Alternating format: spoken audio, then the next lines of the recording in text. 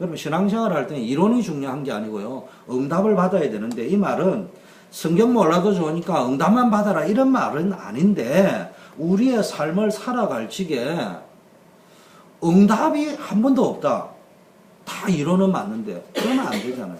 근데 지난주에 보니까 사울은 믹마스 전투에서 자기가 해서는 아니할 망령된 제사를 들으면서 부득이라는 단어를 썼습니다. 여러분 삶 속에요. 부득이한 일이 있을 수 있잖아요. 부득이 예배를 못 드린다. 부득이 이럴 수밖에 없다. 그런 단어가 있잖아요. 있을 수 있지. 그걸 보고 정죄할 이유는 없지만 우리 자신을 점검할 적에는 내가 부득불 그럴 수밖에 없었다. 라는 단어를 많이 쓴다는 말은 응답을 못 받고 있다. 그렇잖아요. 내가 어쩔 수 없었다. 방법이 없었다. 길이 없었다. 대책이 없었다. 나는 그래 안 할 수 없었다. 이 말이 많다는 말은 그만큼 실패하고 있다 이 말입니다. 그러면은 그것에서 죽을 필요는 없지만 빨리 분석을 해야 돼. 내 영적 상태를. 왜 내 영적 상태는 맨날 부득불 그럴 수밖에 없대. 이것 때문에요. 왕의 나라가 오래 가지 못할 것이다. 사울 왕의 나라가 오래 가지 못할 것이라고 사무엘이 선포를 합니다. 그러면서 여호와께서는 그 마음에 맞는 사람을 구하여 그 백성의 지도자로 삼으셨느니라. 이미 끝난 거로 이야기해 버렸습니다. 이미 하나님께서 그 마음에 맞는 사람을 구해 가지고 그 백성의 지도자로 삼아 버렸다. 당신은 끝났다 이제. 하나님은요, 하나님의 마음에 맞는 사람을 씁니다. 우리도 그렇잖아요. 우리도 우리 마음에 맞는 사람 쓰고 싶은데, 하나님은 더 하겠습니까? 그럼 여러분, 하나님이 쓰시기에 편한 자가 돼야 돼요. 하나님이 쓰고 싶은 자가 돼야 됩니다. 하나님 보실 적에, 저거 안 쓸 수도 없고, 억지로 쓴다. 하나님 보실 적에 쓰고 싶지 않지만, 사람이 없으니까, 어쨌든 사람을 써야 되니까. 이런 식으로 되면 안 됩니다. 자, 그런데, 오늘 14장에는 안 읽었지만 먼저 나온 것은 그 아들 요나단, 사울의 왕 요나단이요. 한마디로 말하면은 이 요나단의 장이라고 하는데 이 장은 요나단이 얼마나 신앙의 인물이었는가 하는 부분들을 보여줍니다. 그래서 사울의 아들 요나단이 절대 불리하던 전쟁의 형세를 절대 유리한 장면으로 상황으로 바꾸어 버립니다. 질 수밖에 없는 전쟁 상황을 이길 수밖에 없는 전쟁 상황으로 요나단이 바꾸었는데 그게 어째서 가능했냐? 믿음으로 가능했다. 이게 이제 앞에 있는 13장에는 사울의 망령된 신앙생활을 이야기한다면은 14장에는 요나단의 그의 뱃속에서는 똑같은 아들인데 이 아들은 언약 잡고 믿음으로 승리했단 말이에요. 그런데 이 믹마스 초기에 망령된 제사를 지냈던 부득이 그럴 수밖에 없었다는 이런 사고방식을 가지고 살아갔던 사울은요, 끝끝내 이상한 짓을 저지릅니다. 오늘 안 읽었습니다 하면은 앞에 부분은 지금 이길 수밖에 없었던 믿음 쪽에 요나단의 신앙을 지금 읽고 끝냈는데요. 이후에 쭉 보면요, 이 블레셋 군인과의 전쟁에서 요나단이 이기죠. 그 사울이 이걸 상황이 이상한 상황이 벌어지니까 이게 이제 겁먹고 숨어 있다가 이상한 일이 벌어진다 이 말이에요. 그러니까 사울이요, 이거 어떻게 해야 되겠냐 하고 하나님께 물어보려고 언약궤를 가져오라고 이야기했는데 전쟁이 이상하게 막 앞에서 막 블레셋 저것끼리 막 싸우고 해가지고 자기에게 유리한 상황이 오니까요, 그거 치워라, 안 해도 된다. 그러면서 전쟁에 또 참여합니다. 막 백성이 용기를 내가 나가 블레셋을 이기고 나옵니다. 이런 장면이 그 다음 장면에 나오고요. 그 다음 장면에 뭐냐, 이런 상황에서 대성을 거둘 수 있는데 사울이 뭘 해버리냐 하면은 금식령을 선포해요. 제가 볼 적에는 13장에 망령된 제사를 지나고 나서 나는 부득불 그럴 수밖에 없다. 하나님께 제사는 지내러 가야 되는데 선지자인 당신은 오지도 않고 적들은 앞에 있고 군사들은 뿔뿔이 흩어지고 그래서 나는 어쩔 수 없이 제사를 지낼 수밖에 없었다. 이렇게 이야기를 할 적에 당신의 왕위는 오래 가지 못할 것이다. 이런 선포를 받으니까 사울이 그때 회개를 해야 되는데 회개를 안 하고 두고 보자. 내가 반드시 이기리라. 승리에 집착해. 이 전쟁에 지면은 나는 쪼다 된다. 이겨야 된다 무조건. 그래가지고 금식을 선포해 버렸습니다.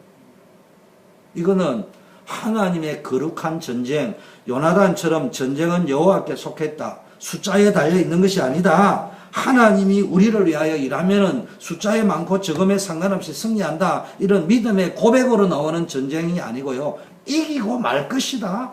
반드시 이겨야 된다. 내가 지금 이런 억울한 일을 당했다. 두고 보자. 요즘 말로 하면 목사님 떠들어 사도 세상은 세상이야. 누가 되는지 한번 보자. 세상 방식대로 가야지. 요렇게 생각하는 거 똑같다니까. 내가 반드시 성공하리라.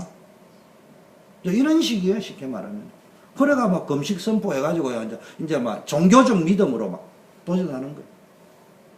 그런데 요나단은 몰랐단 말이에요. 아버지가 금식 선포한 걸 몰랐어요.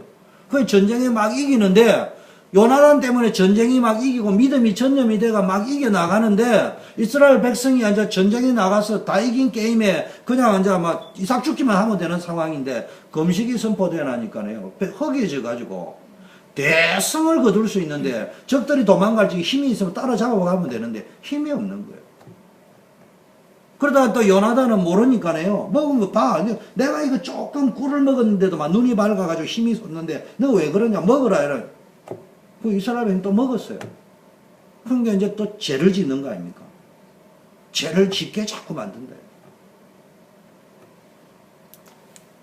여기 뭡니까? 영적인 믿음, 불신앙의 악순환의 고리가 여기서 보이는 거예요. 여러분 성경 읽을 적에요, 그냥 읽지 말고요. 성경 박사가 될 필요도 없지만 성경은, 특히 구약 성경은 우리에게 케이스 스타디를 준다고. 어떤 상황이 벌어질 적에 어떻게 해서 이런 일이 벌어집니다. 첫째, 요나단의 믿음을 보세요. 요나단은 14장 1절에서 7절까지 우리가 보면요, 여호와의 구원이 어디에 있느냐? 인생을 살아가는 전쟁마당과 같은 인생은 전쟁터인데, 이 전쟁에서의 구원은, 하나님의 구원하심이 어디에 달려 있느냐? 환경에 달려 있고 숫자에 달려 있고 이게 아니고요, 하나님의 은혜에 달려 있어요. 여러분, 환경 무시하라는 말이 아닙니다. 숫자를 무시하라는 말이 아닙니다. 열심히 살지 말라는 말이 아닙니다. 그러나 하나님의 은혜를 무시한 열심, 하나님의 은혜를 모르는 환경에 좋고 나쁨, 이것만 따져가지고 될 문제가 아니에요. 때로는 내가 원하지 않는 노 초이스 상태에서 환경은 절대적으로 지금 전쟁에서 불리한 상황이야. 이때 요나단은요, 여호와의 구원은 숫자에 달려 있는 것이 아니다. 하나님의 뜻에 달려 있다. 하나님이 우리와 함께 하시면 된다. 그래서 부하 한 명을 데리고 블레셋 진영에 잠입을 해 들어갑니다. 하나님만 믿고요. 이 고지대 보니까 보네스라는 말은 번쩍번쩍 한다는 말이고요. 사람들이 봐도 겁먹기 딱 쉽고요. 세나라는 말은 가시나무라는 말도 있고 이빨이라는 말도 있고 뾰족하다는 말인데, 쉽게 말하면 난공불락해서요. 뾰족뾰족한 돌들, 가시나무 이런 것들이 꽉 있어가지고 그 고지까지 올라가는 것도 접근이 불가능할 정도로 요새에다가 이 사람들이 진을 딱 치가 있는데, 그 고지를 치고 올라간다는 게 인간적인 생각으로 볼 적에는 무모해 보입니다. 그런데 요나단은요, 하나님께서 함께 하신다면은, 또 오늘 6절에 보니까 하나님이 우리를 위하여 일하신다면은 구원은 사람의 많고 적음에 달리지 아니한다. 요나단의 병기를 던자 말하자면 부관도 뭐라고 이야기했냐? 내가 당신과 함께 따라가겠다. 대단한 겁니다. 그래서 요나단이 뭡니까? 전적으로 하나님을 신뢰하고 올라갔습니다. 여러분, 신앙에요, 환경도 무시할 필요 없고요, 공부도 열심히 하고 뭐 다 좋은 게 좋죠. 그러나 모든 조건이 다 구비되어도 여호와의 구원하심의 은혜를 모르면 우리 인생은 실패합니다. 늘 우리가 기억해야 될 것은 모든 구원은 하나님의 은혜에서부터 시작되어진다. 그래서 우리는 은혜 신앙을 가져야 됩니다. 은혜, 하나님의 은혜로 돌아가야 된다. 이거 모르면 어느 날 신자들이요, 은혜는 값싼 은혜가 되어버리고요, 하나님의 은혜 솔직히 모릅니다. 내가 열심히 하면 된다고. 신자의 위기가 어디서부터 오느냐? 하나님의 은혜. 믿음이 뭐냐? 뭘 믿습니까? 하나님의 은혜를 믿는 거라니까. 신념의 마력, 적극적인 사고방식이 아니야. 하나님의 은혜를 믿는 거라. 내 힘이 아닌 하나님의 도우심, 하나님의 구원하심. 신앙생활이 뭐냐? 은혜를 떠나면 안 돼요. 늘 은혜 속에 있어요. 여러분, 공부를 하다 보면요, 꼴등할 수도 있고 1등할 수도 있는데요. 중요한 거는 열심히 하면 되는 거예요. 꼴등하도 내가 은혜에 붙잡힌 바 되면은 그 결과는 하나님의 은혜에 붙잡힌 자가 승리하게 되어 있습니다. 최후의 승리자는.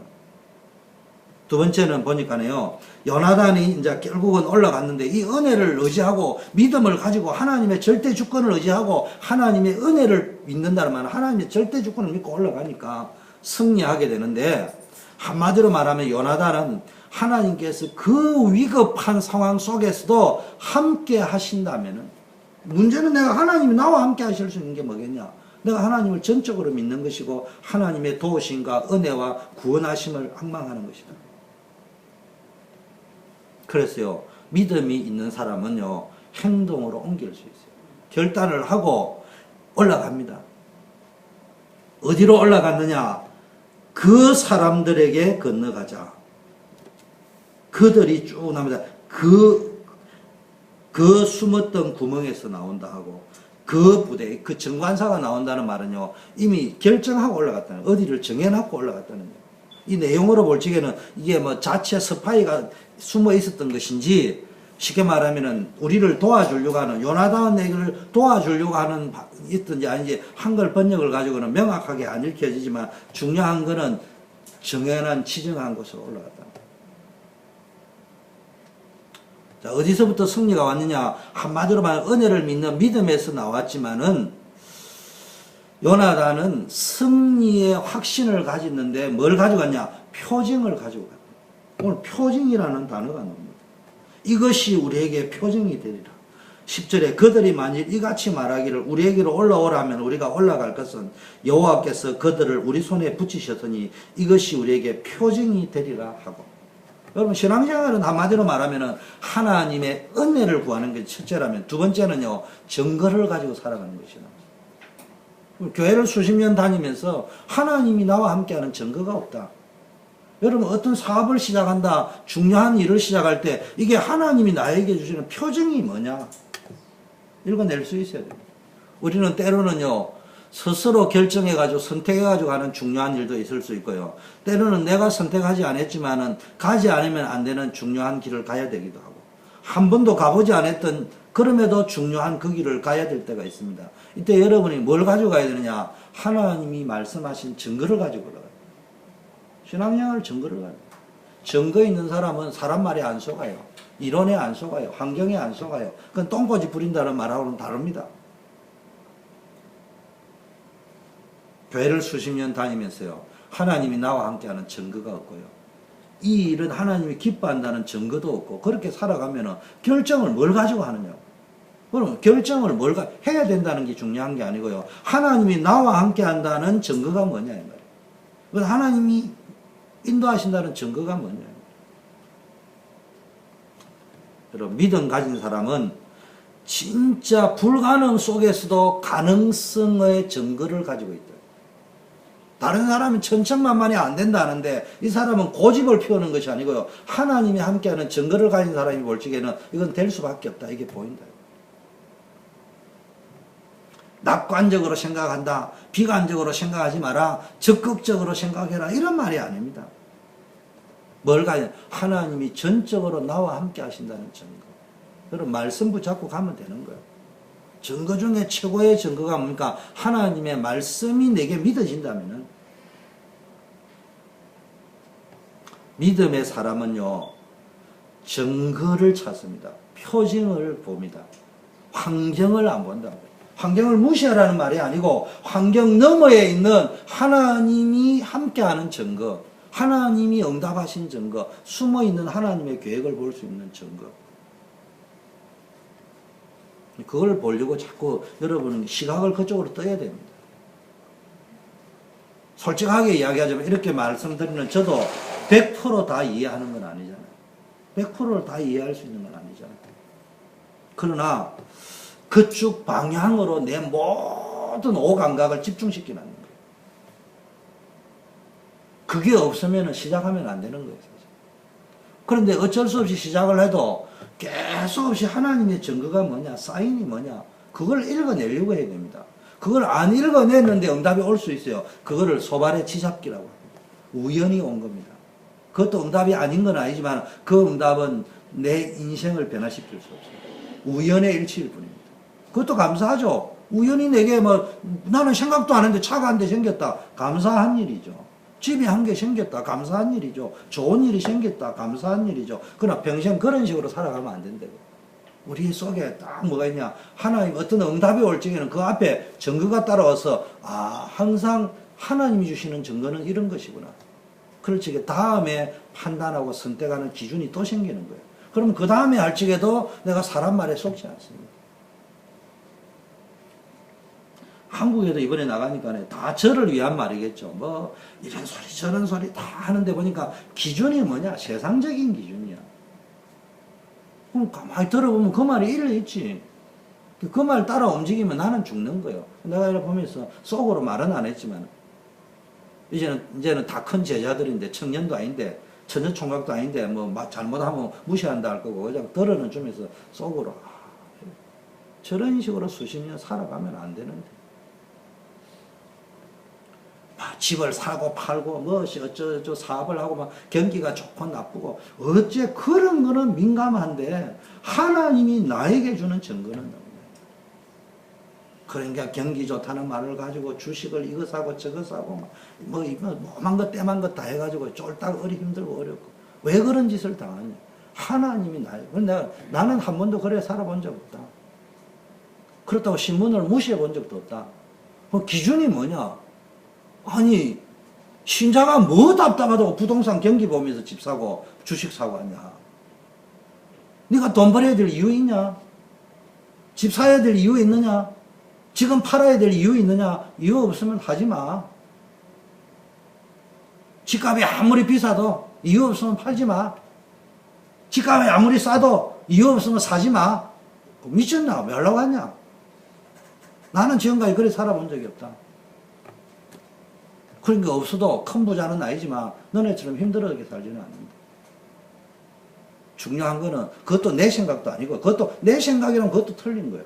하나님이 나에게 왜 집이 필요하냐? 왜 팔아야 되느냐? 왜 사야 되느냐? 주식을 왜 사야 되느냐? 왜 팔아야 되느냐? 그 훈련이 되어져 있어야 하는데 이 훈련은 전혀 안 돼 있고 그냥 건성으로 듣고 이렇게 통과시켜버리고 항상 신문, 뉴스, 사람들 말 이것과 움직이니까 판단과 결정하기 위해서요. 촉각을 어디다 곤두셔야 되나. 신문, 뉴스, 9시 뉴스, 사람 말, 여기다 촉각 곤두시고 살아요.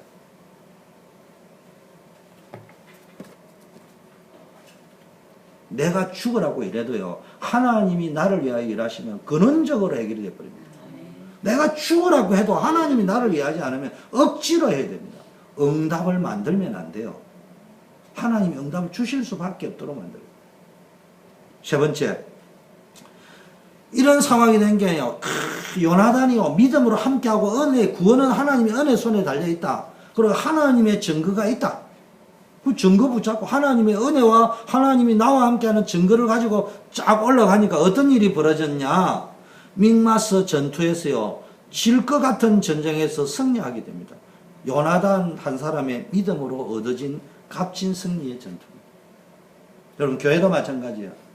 많은 사람들이 이 말하고 저 말하고 다 합니다. 여러분 여기 이제 중직자분도 나와 계신데요. 우리 조집사님도 잘 생각하셔야 합니다. 앞으로 이제 회의에 참석하시면요. 성도들이 이 말하고 저 말할 때 목사인 저가요. 안 됩니다. 이런 소리를 못 합니다. 그러면 이제 싸움 벌어집니다. 일단 제가 아무 소리도 안 하면 눈치를 빨리 채야 돼요. 그래서 뭘 했냐. 아무 소리도 안 한다는 말은 나는 아직 사인을 받은 적이 없다는 거예요. 기도해야 된다는 거예요. 그럼 중직자들이요. 딱 보면서 뭐 해야 되느냐. 믿음의 고백들이 있는 한 사람부터 교회가 바뀌는 거예요. 그게 아니고 전부 세상적인 이야기 다 끄집어내면은 누구 말을 듣고 가야 됩니까? 그 말 속에는 뭐냐. 나는 세상적인 말을 안 듣겠다. 근데 집사님 하는 말은 그 세상적이냐 이런 말을 하면 또 시험 들잖아요. 그래서 아무 소리 안 하고 있는 거예요. 그 때로는 아 그렇습니까? 그 말은 목사님이 그렇습니다 했다 이러지 말고 제가 지금 힌트를 주는 겁니다. 교회는 그런 됩니다. 교회는 그런 됩니다. 아무 소리도 안 하고 그냥 기도하고 가는 거예요. 그럼 정직자들이 진짜 기도해가지고 하나님 앞에 서서 인도받아야 된다. 목사는 어떤 의미에서는 결정을 하면 안 돼. 목사가 하는 역할은 이런 겁니다. 저는 이렇게 생각하고 있습니다. 국회의장은 투표를 안 합니다. 본질적으로. 캐스팅 보드라고 있어요. 동점이 나올지 내가 어디에 앉을 거냐. 그때 하는 겁니다.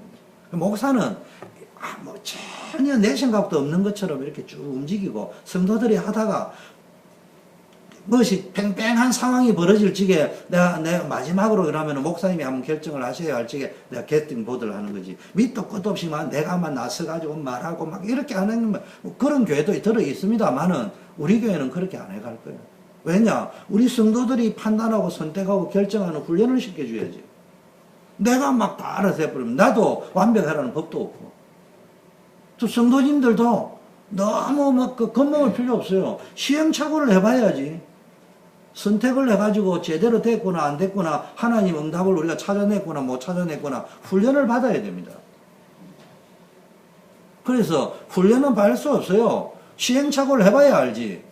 문제는 이 기준으로 누구 기준이냐? 하나님 말씀이 기준이냐? 뭐가 기준이냐? 그걸 자기가 하면서 양심으로 돌아가서 우리가 세상 기준으로 가니까 안 되더구나. 돼도 이게 일시적인 거구나. 이런 걸 빨리 알고 기록에 가슴에 기록으로 남겨져 있어야 돼. 신비에. 아 이게 사람의 생각으로 해가 되는 게 아니구나. 그래서 잘 알아요. 그래서 제가 이야기합니다. 큰 교회 해봐야 뭐 이전도사님하고 우리 집사람들하고 밖에 없는데 큰 교회에 있었던 사람도 조심해야 됩니다. 그 교회는 그 교회에 시간표가 있는 거예요. 우리는 작은 교회입니다. 작은 교회는 작은 교회에 시간표가 있는 거예요. 근데 큰 교회에서 본 걸 가지고 밀어붙여 버리면요. 그 시간표에 안 맞을 수도 있는 거예요. 큰 인본주의가 될 수도 있어요. 항상 지금 현재상 now 지금 상황에서 우리는 어떻게 인도받을 것인가.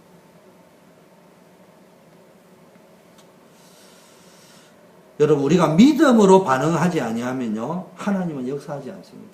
하나님은 언제 역사하냐. 우리가 하나님 앞에 믿음으로 설 때, 믿음으로 쓴다는 말은 하나님의 은혜 앞에 설 때 이거는 하나님이 주시는 정글하고 설치게 하나님 역사하십니다. 하나님이 역사하니까 어떤 일이 벌어지냐. 벌레시에 저것끼리 놀라가지고요 저것끼리 죽이고 이럽니다. 하나님의 역사는요 아무리 적들이 강해도요 적들이 놀래가 자기네들끼리 싸웠어요. 죽였어요. 히스기야 왕 때도 이런 일이 벌어져요. 여러분 우리의 영적 상태가요 신앙생활을 수십 년 하면서도요 하나님이 역사하는 것을 경험해 보지 못했다. 전부 내 생각대로 세상 생각대로 살아봤다. 한마디로 내가 믿음의 반응을 하지 않았다. 하나님은 날마다 우리에게 은혜 주시기를 원하는데 내가 믿음의 반응이 없으면 은혜가 와도 은혜가 왔는 줄 모른다는 이야기예요. 수돗물을 틀지 않으면은 수돗물이 와 있는데 수돗물이 안 온대. 전기가 공급되어 있는데 스위치 안 올려놨고는 전기가 없대. 그러면 안 된다 이 말이에요. 아니 전구 담화가 나갔으면 쉐그를 갈아 끼우면 빛이 들어올 거 아니에요. 그 전기가 안 들어왔대요. 그래가지고 전기회사에다 죽으라고 전화 걸어가 왜 전기가를 안 보내주냐고 떠들어 봐야 그런 식으로 살면 안 된다. 우리의 영적 상태를 점검하세요. 진짜 믿음 속에 있느냐. 자, 사울이요, 이제 문제가 뭡니까? 금식을 명령했습니다. 사울이 군사들에게 금식을 왜 했는지에 대해서는 정확하게 나와 있지는 않지만 제가 볼 적에는 13장에부터 연결한다면요. 이 전쟁에서는 꼭 이기고 싶었던 거예요. 자기가 지금 제사도 실패했죠. 백성들 앞에 벌써 딱 보란 듯이 내가 이기보겠다고 뽀대를 딱 잡았는데 사무엘이 늦게 딱 나타나가지고 당신 왜 제사 지냈냐 이래서 하니까 근데 당신 왕위도 오래가지 못할 거다 이러니까 열도 받지만은 그 당시에 이 신적 일치사회에서 제사장의 권한을 무시도 못하고 그 열받는 거예요 속으로. 그게 반드시 내가 이기고 보리라. 벌써 사울은 이 전쟁을 대하는 개념이 내 명예 회복하는 전쟁이다 이렇게 생각했어요. 인간적인 생각, 자기 고집, 하나님의 뜻은 통찰하지 아니하고 자기 생각, 자기 고집만 가지고요 만들면 되는데 승리하고자 하는 마음이 크다고. 누구든지 승리하고 성공하고 싶잖아요. 그런데 내가 거기에 집착이 되어져 있으면 안 돼요. 그래서 사울이 이 명령을 내림으로써 전쟁 수행에 막대한 지장을 줬을 뿐만 아니라 뭡니까? 대성을 거둘 수 있는 절호의 찬스, 하나님이 만들어준 찬스를 놓쳐버렸다. 집착한다고 승리하고 성공하는 것이 아니고요. 승리와 성공에 대한 개념은 가지고 있어야 되지만 집착을 해가 될 게 아니고요. 어디에 집중을 해야 되느냐. 자기의 승리를, 전쟁에서의 승리를 자기의 업적으로 남기고 명예를 위해서 이기심에 사로잡혀 있습니다. 잘못된 동기, 명예심 이런 데 잡혀 있어요. 그러다 보니 이기려고 하는 집착이 얼마나 강하냐면요. 벌써 적들이 꽉 있는데 이건 한 600명이 나무 밑에 있는데 사울왕이 이거 뭐 겁이나 못 올라가고 있는 거예요. 요나단은 2명이 올라가 있는데 부관하고. 그러니까 18절 19절에 보니까요. 뭐 어떤 일이 벌어졌냐. 야 언약궤 가져오라. 그 언약궤를 가져오라는 말은 그 당시의 문화가 전쟁에 나가기 전에 이제 또 물어보잖아요.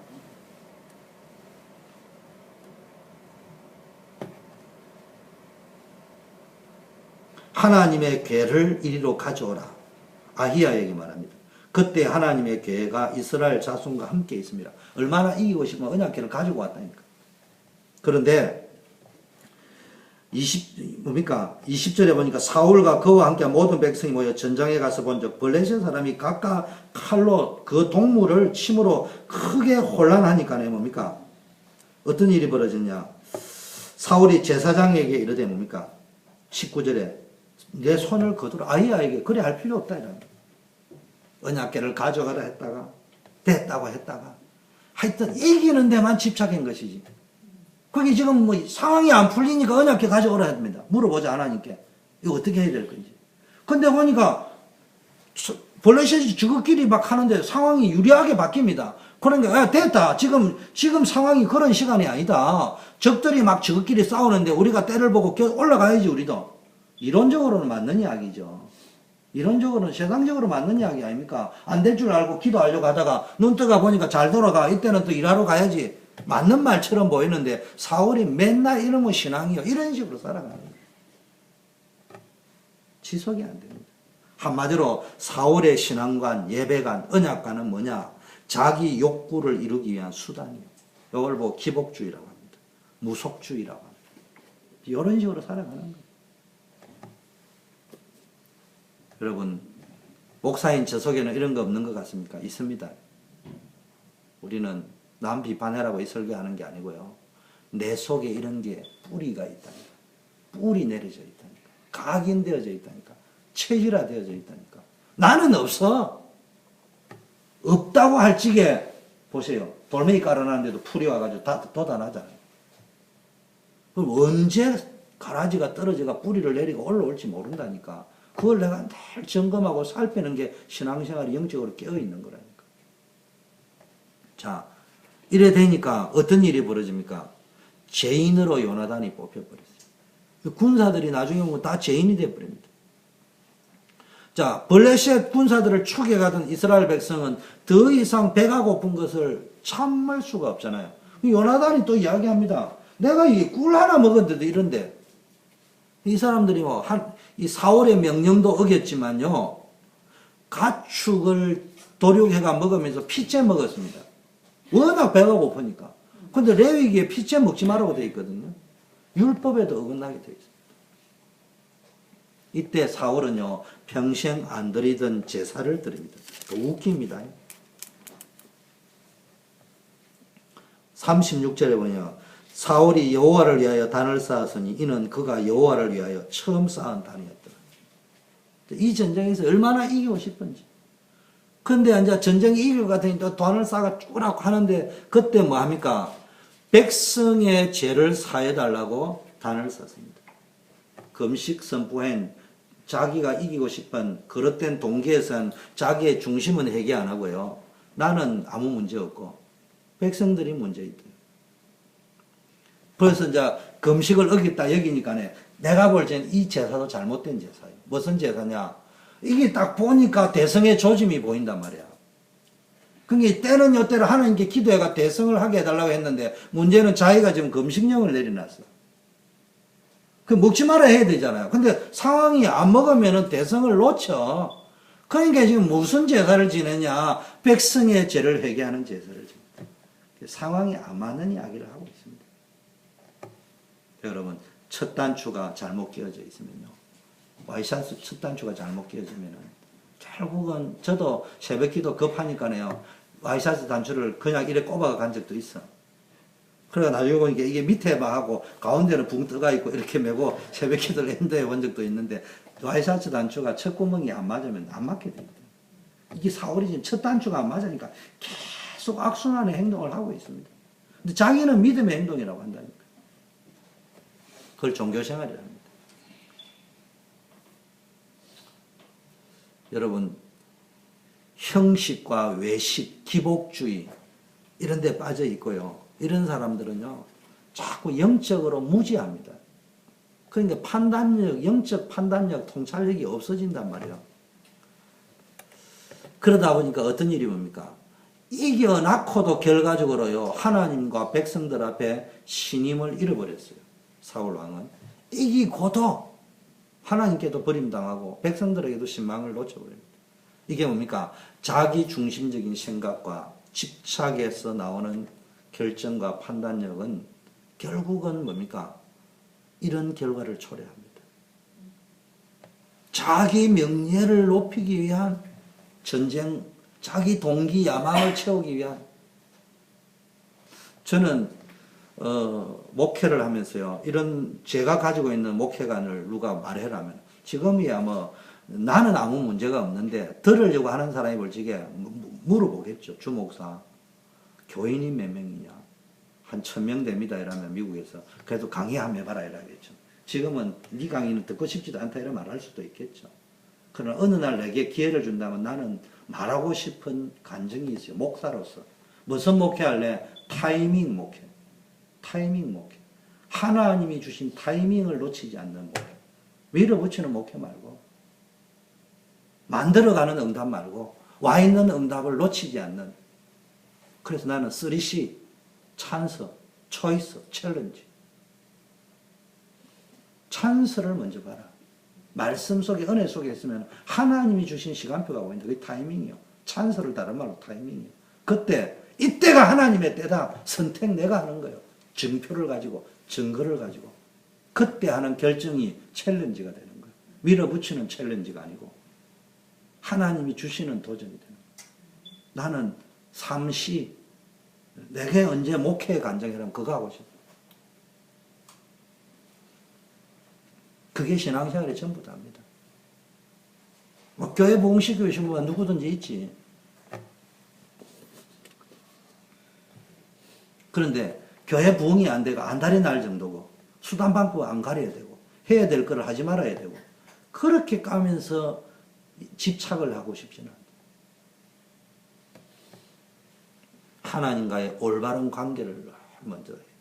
자꾸 집착하지 말고 하나님과의 올바른 관계에 집중. 어떻게 하면 하나님과 올바른 관계를 유지할까? 자, 이제 요나단이 이제 죽을 상황이 벌어졌습니다. 금식령을 알지도 못했거든요. 요나단 죽을 수밖에 없어요, 지금. 그런데 전쟁의 승리에 집착하고 눈이 먼 사울은요, 자기의 명령을 듣지 못했던 아들 요나단까지 죽이려고 합니다. 이 보세요. 얼마나 전쟁에서. 근데요, 자기도 답답할 거예요. 아들도 살려야 되겠는데, 지금 자기 말은 또 바탕에 말이 있지. 그러니까 이스라엘 백성들이요, 동사했다는 말은 하나님과 같이 사역을 했던, 임마누엘로 함께 했던 이 사람, 요나단을 때문에 우리가 이겼는데, 백성들이 이야기합니다. 하나님과 함께 동사, 같이 동력에가 사역을 했다. 증거가 있는 요나단을 죽이면 되느냐? 백성들이 간언을 합니다. 이 지금 무슨 이야기냐? 말씀이 눈에 안 보이는 거예요. 지금 자기가 명령을 하고 금식을 했기 때문에 실제 두 가지를 어긴 거예요. 하나는 백성들이 왕의 명령을 어겼고요. 두 번째, 그 당시 왕이 선포해놓으면 율법을 어기는 거거든요. 왕의 명령을 어기면은. 그런데 이게 있잖아요. 성경에요. 부지 중에 지은 죄라고 있어요. 알지 못하고 지은 죄. 알고 지은 죄가 있고요. 알지 못하고 지은 죄가 있어요. 알지 못하고 지은 죄는 기회를 줘야 됩니다. 속죄죄를. 속죄죄가 있다는 말이에요. 속죄죄를 드려야 되는 요나단에게 기회를 줘야 되는데 그 말씀의 레위기의 율법에 있는 말씀의 원리가 안 보이고요. 그냥 자기 말과 율법과의 관계 속에서 율법적인 사관에 빠져 있으니까요. 하나님 말씀이 안 보이는 거예요. 근데 죽어야 된다 이거야. 죽어서라도 이겨야 된다. 자기도 이 말을 하면서도 답답했어. 여러분 종교생활을 하는 사람의 특징. 신앙 자랑하고 성경 많이 읽고 성경 많이 알고 박사고 교회 많이 안다는 사람의 특징.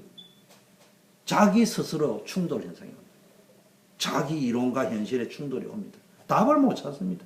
하나님 말씀이 안 보입니다. 언제나 이론으로 끝나는 사람이 이론으로 끝납니다. 여러분 어떻게 해야 됩니까? 우리는 민주주의다 아니다 이런 수준이 아니고요. 말씀 따라가면 되게 돼 있어요. 이게 안 되어지는 제일 따뜻한 게 신앙생활 하면서요.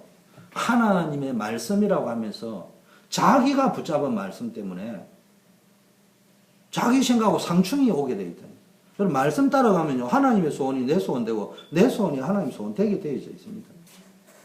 이런 응답이 누려지는 여러분 되기를 축원합니다. 기도하겠습니다. 우리 합심해서 한번 기도하겠습니다.